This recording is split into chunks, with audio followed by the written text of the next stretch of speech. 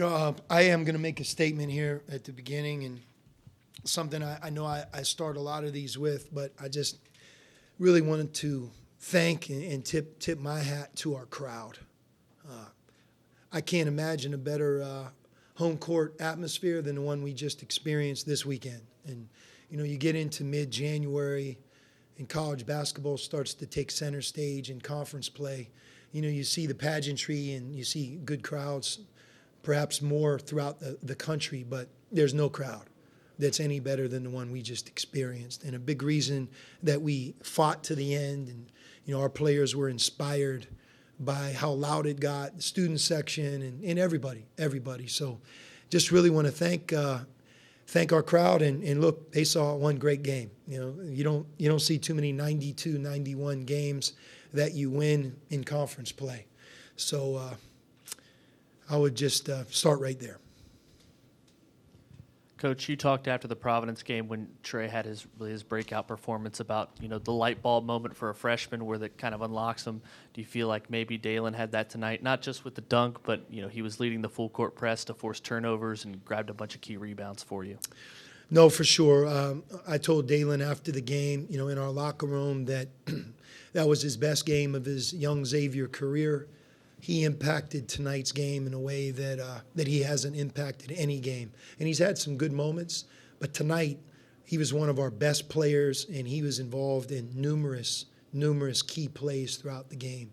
He's been working really hard in practice, before practice, after practice, spending extra time with Dante Jackson in film. And I think one of the things we've learned about Dalen is, you have to bring out the best in him.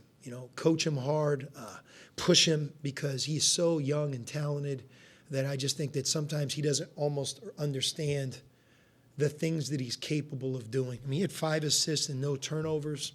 Like you mentioned, he made some key defensive plays. And to see him go at the basket and dunk it, there's so many times early this year he would have been apprehensive, but he's gaining more confidence. And you're right, game 18, he's not that young freshman like he once was. Sean, what kind of mountain was it to climb tonight? Des was just talking about, the fact you only led for 1 minute and 21 seconds of that game, and it felt like a fight the entire way. And I think with 7:28, you called a timeout in the second half. They had just gotten the lead again. What was going through your mind at that point? No, it was just a matter of just trying to get our guys to stick together and fight hard.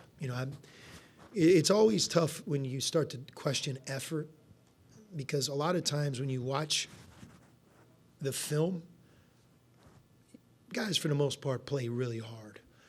Tonight there was like another level required, and there are times when I just felt like on the defensive end we weren't as good. We weren't as hard playing.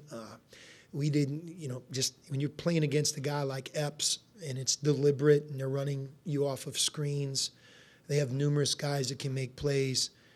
We struggled. And a part of our struggle was, early in the game, they made 8 threes, I believe, in about the first 10 minutes of the game. And some of those we weren't as alert or as ready as we needed to.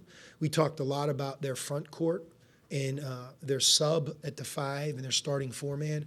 What's the one thing they can really do? Shoot 3-point shots. And sure enough, they had 3 threes first 10, 12 minutes. So there's always lessons to be learned. If tonight we would have lost the game, that would have been a big reason. Our inability to defend the 3-point line, especially in the first half. And then, when that happens and you're playing from behind, you tend to your defense spreads out. And as it spreads out, more difficult to help, and they have some terrific one-on-one players. And the other part is they went 20 for 21 from the line. That's a great night from the line. So, you're fouling them and they're making 2 and 3 free throws every single time. But we're fortunate to win. I think that's obvious. But I'll also tell you there's a couple games early in the year we could have won and didn't. And it's funny how that kind of plays itself out over the long year. And tonight we got one back. And look, I credit Georgetown. They were ready. They were prepared.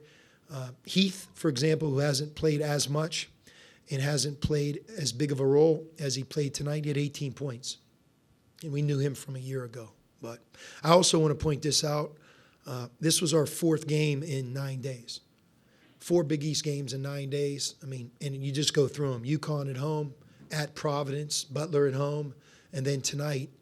I mean, that has a wearing down effect as well. All of us go through these pockets during the year. In Georgetown's case, I think the last game they played would have been last Sunday, maybe at UConn. So, sometimes you can feel that a little bit, but I thought our guys fought all the way to the end, and, man, I'm really excited we were able to win the game. Sean, Ed was in here, and he gave you a lot of credit, particularly there at the end of the game on the final possession. Can you walk us through what you told your team and sort of that wrinkle that you threw at him? Yeah, I mean, we have a call for that, and we do it. It's this simple, We've watched him make a lot of shots. We're having a really hard time guarding him. In this last possession, we might not win, but he's not shooting. Somebody else is. And Dalen did a great job trapping at the right time. He gave the ball up like he had to. And it's not like they didn't get a strong drive, but it wasn't him driving. And I think that all of us sometimes have the peace of mind in that possession that if it goes in, we made the smart move to make somebody else beat us. And that's what we did. Coach, you're going into one of your bigger weeks of the season on the road to Creighton, on the road to UConn next week, but you've won 3 in a row. How do you feel like overall you're positioned right now? Yeah, and I would just say that one of the things that we can't do is, put more of an emphasis on big week, not big week, not as big a week, really big week. You do the same thing with games. A game we have to win, a game we can't lose. And what ends up happening there is, all of us get away from really what's going to allow us to be the best we can be, and that is like the daily process. One of the things that our team has done a good job of is we haven't panicked or just fell off the rails because of difficult losses or tough moments. And we also haven't acted as if we've arrived when we've won a game. And we've really done a good job of sticking with it. And I think that, we play at Creighton next, really hard game. But what's going to allow us to be the best we can be in Omaha on Tuesday night is how we go from tonight's game all the way until Tuesday. Is it big? Right now they all are, because I just feel like we're in America's best conference. Our conference is unique. We play everybody at home 10 times. We play everybody on the road 10 times. And then you're going to play a 21st game in Madison Square Garden against one of these good teams. So for us, it's just seeing things for what they are. We did this well. We didn't do that well. Being the most ready we can be. And we have to do that all the way through. So, I think we're 7 games in. We don't have to replay those, thank God. So now we have 13 more, and all 13 are equal. None should mean more or less than the other. Same thing home or away. When it's away, you got to show up and be ready to win. And at home, you got to be ready to take advantage of our crowd and be the most ready we can be. So, the big week, it doesn't exist for us. It's just the next game. And it's so important that we continue to do things like that. I think it's helped us to this point. I do think we've done that well. Sean, you guys scored 92 points, averaged, I think, 1.2 plus points per possession against a defense that was unique in the sense that they're playing a matchup zone, then sometimes switching in the same possession to a man-to-man. Was that just a good matchup for you guys, or do you see some real progress on the offensive end and your guys learning and putting things together there? No, we're better on offense. There's no doubt. The improvement has been gradual, but I think if you start tracking us last 3-4 games, we're more efficient. I mean, we had 27 assists. It's so hard, difficult to have 27 assists in a college game, and we had only 9 turnovers.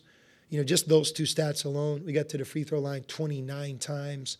We're doing things better. So I think we're improving on offense. We really didn't get the job done tonight on defense. We didn't.